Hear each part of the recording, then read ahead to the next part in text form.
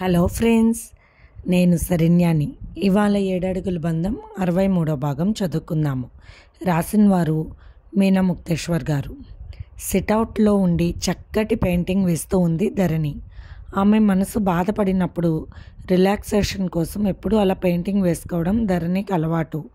నాకెవరూ లేరు, నువ్వే నా ప్రియుడు అనుకునేది అప్పట్లో చిత్రాలు గీస్తూ. తనలో ఉన్న చిత్రకారుణ్ణి ఆ మాట ఎప్పుడూ రవివర్మ చెప్పలేదు. ఇప్పుడు రవివర్మ గారు తన మెసేజ్ని ఎలా తీసుకుంటారో చూడాలి. అబ్బాయి గారు తెలివి అనుకుంటూ నవ్వుకుంటూ అందమైన బృందావనిలో గోపికల మధ్య అల్లరి చిన్న కృష్ణుడి ఆర్ట్ వేస్తూ ఉంది మనసు పెట్టి ధరణి. ఇంతలో రవివర్మ గారు వెనక నుండి వచ్చి గట్టిగా కౌగిలించుకున్నాడు ధరణిని.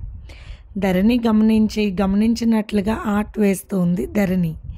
నేను లేకపోతే చాలు, నీ మొదటి ప్రియుణ్ణి నీ మనసులో పెట్టుకొని అన్నీ మర్చిపోతావు కాదు అంటూ ధరణి మెడ వంపుల నుండి ఆమె చెవులను తాకుతూ తన మీసాలతో సరసాల అల్లరిని కురిపించాడు రవివర్మ. అలా వెంటనే మెస్మరైజ్ అయిపోతుంది ధరణి. అబ్బా ఉండండి అన్నది ధరణి నవ్వుతూ. మెసేజ్ చూసి ఏమనుకున్నారు అంటూ నవ్వింది ధరణి.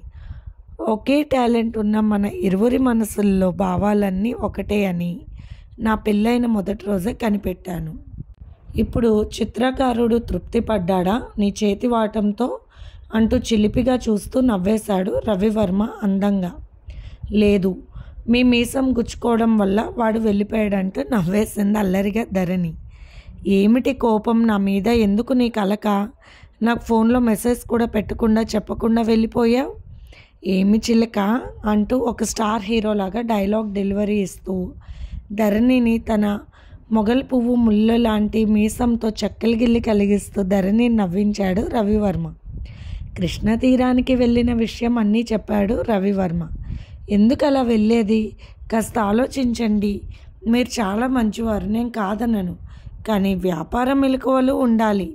అది మనకు ఇష్టం లేకపోయినా కూడా మన వస్తువు అది అయినప్పుడు దాని పట్ల బాధ్యత తప్పనిసరిగా ఉండి తీరాలి. అప్పుడే కదా సంస్థలోని పనిచేస్తున్న వర్కర్స్ ఆనందంగా ఉంటారు. మనం అలా వదిలేస్తే చాలామంది అన్నం లేకుండా అయిపోతారు. ఎవరికైనా అమ్మేసినా మొదటి నుండి మీ మీద ప్రేమతో చేసిన వారి మనసు కూడా బాధపడుతుంది. మీరే గ్రహించండి, ఇంక నేను చెప్పను ఈ విషయం, సరేనా అంటూ నవ్వింది ధరణి. అయితే సరే, నాకు అనిపించినప్పుడు వెళ్తాను, అనుకున్నంతసేపు ఉండగలను. నాకు కాదు అనిపిస్తే ఒక క్షణం కూడా అక్కడ ఉండను. అప్పుడెవరూ ఏమీ అనకూడదు. అలా అయితే నేను వెళ్తానన్నాడు రవివర్మ. మీ ఇష్ట ప్రకారం చెయ్యండి, మంచిదేగా. మీరు చెప్పిన విషయాలన్నీ బాగున్నాయి, సరే అంటూ నవ్వేసింది ధరణి. చాలా ఫాస్ట్గా మెట్ల దిగి రవివర్మ గారికి భోజనం తెచ్చింది ధరణి. ఎందుకో నాకు ఈరోజు తినబుద్ధి కావడం లేదు అన్నాడు రవివర్మ. ఎందుకని అన్నది ధరణి. ఆకలి వేస్తుంది, కానీ చేతులతో తినాలని అంటే ఇష్టం కలగడం లేదు. ఈ చేతులకు వేరే పనులు ఉన్నాయి, ప్రత్యేకమైన పనులు. అందుకే అంటున్న రవివర్మ గారు చిలిపి చూపులు చూస్తూ. మహాశయ, మగ మహారాజు మీరు, ఎందులోనూ తగ్గరు అన్న విషయం నిదానంగా నాకు తెలుస్తుంది. నేను చెప్పకుండా వెళ్ళానన్న కోపంతో నా ఫోన్ 2 సార్లు లిఫ్ట్ చేయలేదు. ఇప్పుడు కూడా పూర్తిగా తీరలేదు ఆ అలక. అందుకే అన్నం నా చేత తినిపించుకోవాలనుకుంటున్నారు, అంతే కదా? యువర్ ఆనర్ అన్నది ధరణి నవ్వుతూ. అవునులే, గొప్ప లాయర్గా పనికొస్తావు. నేను నేరం అభియోగం పడ్డ వ్యక్తి మనసులోని విషయాన్ని ఇట్టే గమనిస్తావు. మామూలు చూపులా నీవి?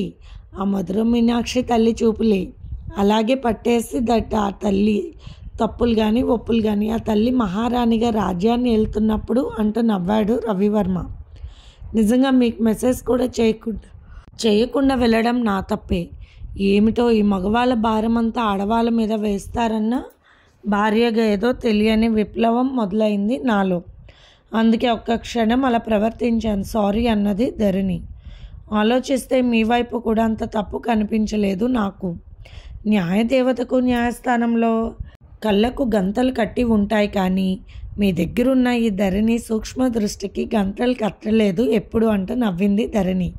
అసలు ఎలా మాట్లాడతావు ధరణి? ఎంత స్వచ్ఛంగా ఉంటుంది ప్రతి మాట, ఎంత అర్థవంతంగా ఉంటుంది అంటూ ధరణి తినిపిస్తున్న ముద్దులు తింటూ ముద్దుగా మాట్లాడుతూ ఉన్నాడు రవివర్మ. భోజనం అయిపోయిన తర్వాత ధరణి వేసిన ఆర్ట్ చూసి చాలా సంతోషపడ్డారు రవివర్మ. బృందావనంలో ఈ అల్లరి కృష్ణయ్య మన ఇంట్లో ఆడుతూ పాడుతూ అల్లరి చేయడానికి ఎప్పుడొస్తాడో అంటూ నవ్వుతూ చూస్తున్నారు ధరణి వైపు. మీ ఆలోచన చాలా బాగుంది, కానీ మన పుట్టకపోయే పిల్లలకు మన వల్ల వారికి జీవితంలో ఏ ఆపద ఏ ఇబ్బంది లేకుండా చూసుకోవాలి ముందు, ఆ తర్వాతే మనం బిడ్డను కనాలి అన్నది ధరణి స్పష్టంగా. ఏమైంది ధరణి అలా మాట్లాడుతున్నావు అన్నారు రవివర్మ. అదే రోజు రాత్రి చరిష్మా మెసేజ్ పెట్టింది. పాపం మీ బిడ్డ అని, ఆస్తిలో సగం వాటా తనకు రావాలని కోర్టులో కేసు వేస్తానన్నది అంటున్న ధరణి మాటలకు కోపంగా చూశారు రవివర్మ. అనకూడదు, వదినకు చెల్లెలు అయిపోయింది, లేకుంటేనా ఎంగిల్ ఇస్త్రాకుల మీద పడుతున్నా కూడా నేను ఎంతో జాగ్రత్తగా ఉండేవాడిని. కనీసం ఆమెతో మాట్లాడడం కూడా నాకు ఇష్టం ఉండేది కాదు. అటువంటిది ఆ పాప ఈ విషయంలో నన్ను అనడం ఏమిటో నాకు అర్థం కాలేదు. తలుచుకుంటేనే చండాలంగా అనిపిస్తుంది. ఒకటి మాత్రం నిజం ధరణి, నేను స్త్రీల సంరక్షణ అన్న విషయంలో చాలా ఖచ్చితమైన దృక్పథంతో ఉంటాను. ఆడవారికైనా మగవారికైనా శీలం అనేది ఖచ్చితంగా ఉండాలి. తను ఎంతో క్లోజ్గా నటిస్తున్నా కూడా నేను నా పరిధి దాటేవాడిని కాదు. ఒకరోజు తానే నా రూమ్లో ఉండి కూడా ఇబ్బంది పెట్టింది. అయినప్పటికీ నేను చాలా చిరాగ్గా నాదైన ప్రపంచంలో గదిలో తలుపులు వేసుకుని ఆర్ట్ వేసుకుంటూ ఉండిపోయాను. సిగ్గు కూడా లేదు. శీలం పోయిందని కూడా చాలా సింపుల్గా చెప్పేస్తున్నారు ఈ మధ్యన ఆడవాళ్ళు. అది ఎంత తప్పన్నది అర్థం కావడం లేదు.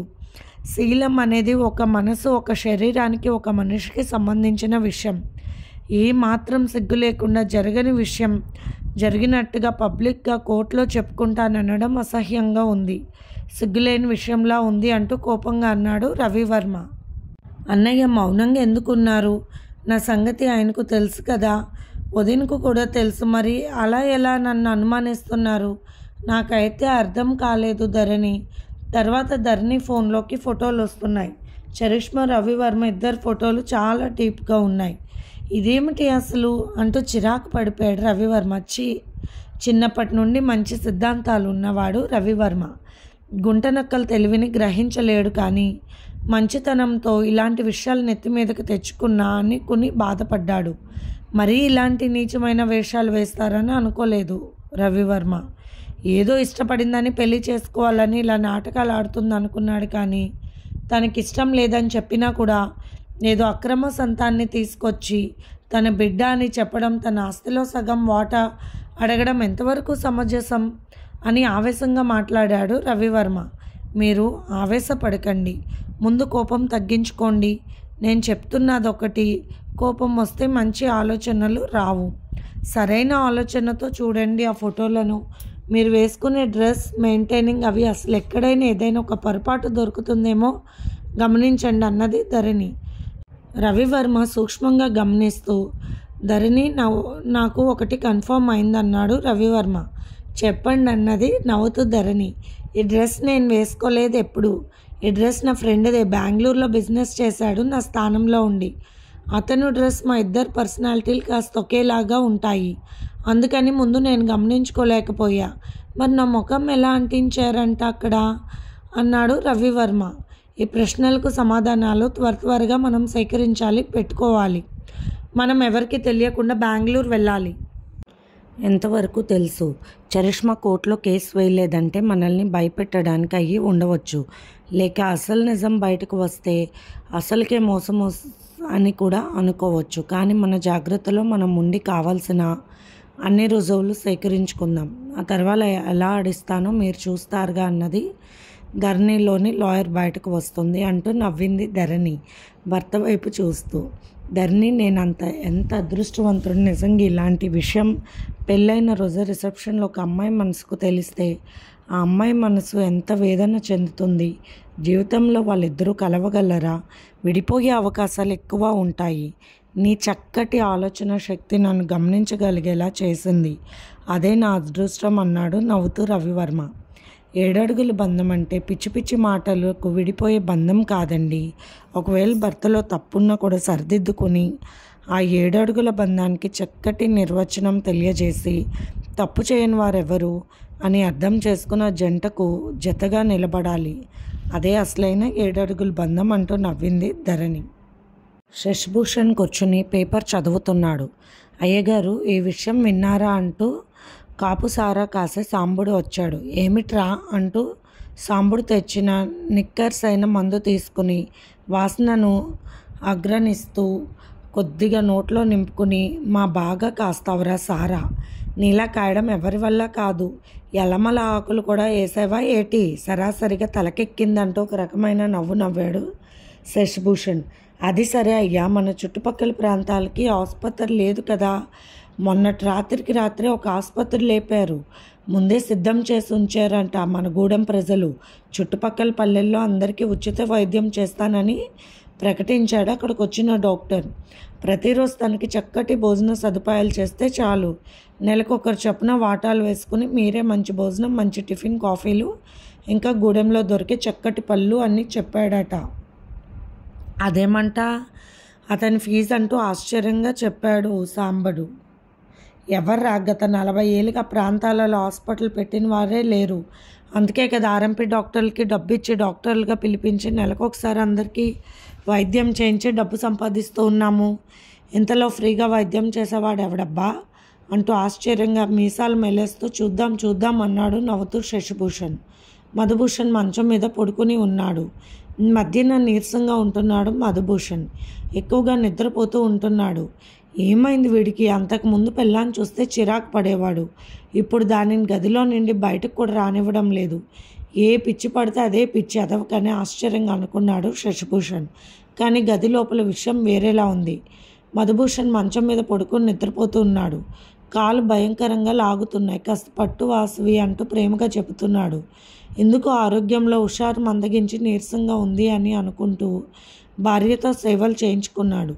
పట్టు తెలిసిన మహారాణిలాగా వాసవి నొప్పులు ఉన్న చోటే చక్కగా తన చేతులతో మృదువుగా తోముతూ కండలు కదిలేలా నొక్కుతూ నొప్పి సడలింపు కలిగిస్తూ ఆనందపరుస్తుంది మధుభూషణ్ మనసు. అందుకే బయటకు వెళ్ళనివ్వకుండా లేదు భార్యను. పుట్టి పెరిగాక ఇలాంటి మాయరోగ్యం ఎప్పుడూ ఎరగను. ఏమైందో నాకు అనుకున్నాడు మధుభూషణ్. గూడెంలో ఒక ఆటో తిరుగుతూ దండోరా వేసింది. ఈరోజు డాక్టర్ గారి దగ్గర చూపించుకునే వాళ్ళందరూ ఒకరికొకరు చెప్పుకొని నిన్న అయ్యగారు పంపమన్న టిఫిన్, కాఫీ, టీ, భోజనం అయ్యగారు ఇచ్చిన బాక్సుల్లో రెడీ చేసి తీసుకెళ్ళండి. ఆ సమయాన్ని బట్టి వారికి అందించగలరని ఆశిస్తున్నాను. సాయంత్రం మీరు కాల్చుకునే జొన్న రొట్లు, ఆకుకూర పులుసు, ధాన్యాల జావా తీసుకెళ్ళి ఇవ్వాలి.